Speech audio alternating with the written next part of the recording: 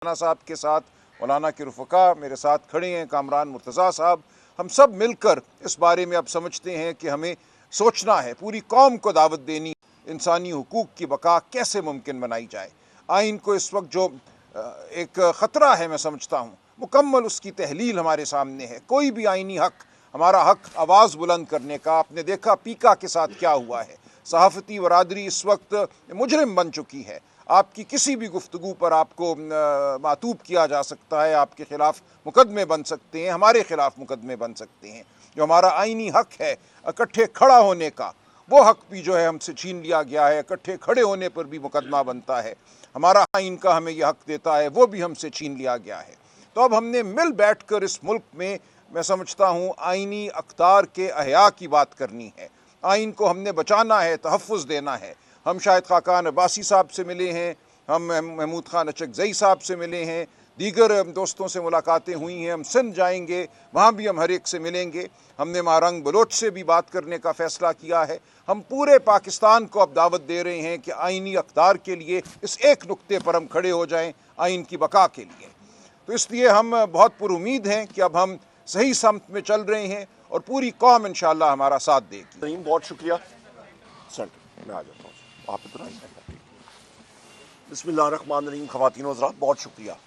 मैं सबसे पहले मौलाना फजलुर रहमान साहब का शुक्रिया अदा करता हूँ, सेनेटर कामरान मुर्तज़ा साहब के और इनकी सारी टीम का। इन्होंने मेहमान नवाजी की। यहाँ पे जिस तरह के सलमान अकरम राजा साहब, सेक्रेटरी जनरल पाकिस्तान तहरीक इंसाफ ने वाज़ेह तौर पे और बड़े तफसीलन आपको बताया, पस मंज़र बताया और बताया कि हम लोग जमहूरियत की फ़लाह बहबूद के लिए, जमहूरियत के फ़रोग़ के लिए यहाँ पे आए हैं। और इस वक्त जो बुनियादी चीज़ें थी हुकूमत के साथ, वो सारी चीज़ें हमने बताई मौलाना साहब को। जो इंस्टॉल्ड गवर्नमेंट है कि उन्होंने वादा किया था कि वो वज़ीर-ए-आज़म इमरान खान साहब से हमारी मुलाकात कराएंगे अनमॉनिटर्ड माहौल में, वो नहीं हो सकी। मेरे साथ यहाँ पे साहिबजादा हामिद रज़ा साहब अभी खड़े थे, वो अभी मेरा ख्याल यहीं फ़ोन मेरा ख्याल फ़ोन सुन रहे हैं। उनके मदरसे पे उनको अरेस्ट करने का पूरा एक प्लान था और प्लान क्या एग्जीक्यूट हुआ। वहाँ पे तकरीबन 4 DSPs और 150-200 पुलिस वाले आके उन्होंने हवा बोला, धावा बोला और वहाँ से बड़ी मुश्किल से वो निकल के आए। कल भी हमारे मियाँ गौस साहब मेंबर नेशनल असम्बली को लाहौर में डिफेंस में से उनको वहाँ से अरेस्ट किया गया, उनको चादर चार दीवारी को पामाल किया गया, दरवाजे तोड़े गए।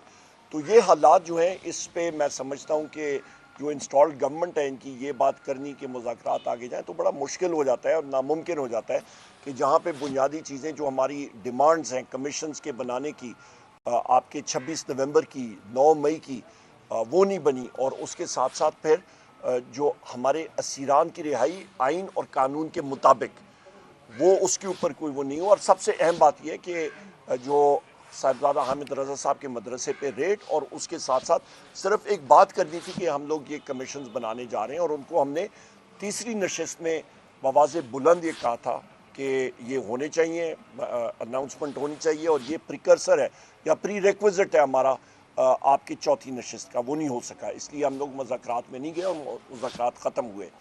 इस आखिरी बात मैं यहाँ पे ये करूँगा कि जो आपका पीका लॉ में अमेंडमेंट है और पाकिस्तान डिजिटल एक्ट जो अभी बना है, पाकिस्तान डिजिटल एक्ट आप सहाफ़ी ख़वातीन व हज़रात के लिए और पूरे पाकिस्तान में जो ख़वातीन व हज़रात आप सुन रहे हैं कि हमने पाकिस्तान तहरीक इंसाफ ने उसके ख़िलाफ़ वोट दिया नेशनल असम्बली की स्टैंडिंग कमेटी में, और हमने ये फोर्स किया गवर्नमेंट को कि जी आप ये क्यों तरमीम कर रहे हैं। ये जितने आपके डिजिटल मीडिया के साथ ताल्लुक़ रखने वाले या आपके जो एक्टिविस्ट हैं या आपके कोई भी शख्स जो डिजिटल मीडिया के साथ जिसका ताल्लुक़ है, वो सारे के सारे एक छतरी तले आप ला के, तो एक टेलर मेड ऐड दे के किसी एक शख्स को आप वहाँ पे तैनात कर देंगे और लोगों को फिर आप हरासा करेंगे।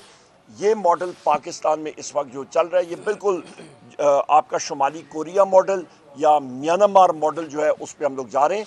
और आखिर में ये बात करूँगा कि एक आज़ादाना इलेक्शन कमीशन, सिकंदर सुल्तान राजा को जो मनफी रोल था उसको हम लोग कंडेम करते हैं, जो उस कमिश्नर्स ने काम किया जो इलेक्शंस के हवाले से, और इसलिए हम लोग अपोजिशन पार्टीज़ को रीच आउट कर रहे हैं कि हम लोग अपनी मुशावरत के साथ सही नाम लोग उन लोगों के नाम दें जो कि इंटेग्रिटी के हों। बहुत शुक्रिया।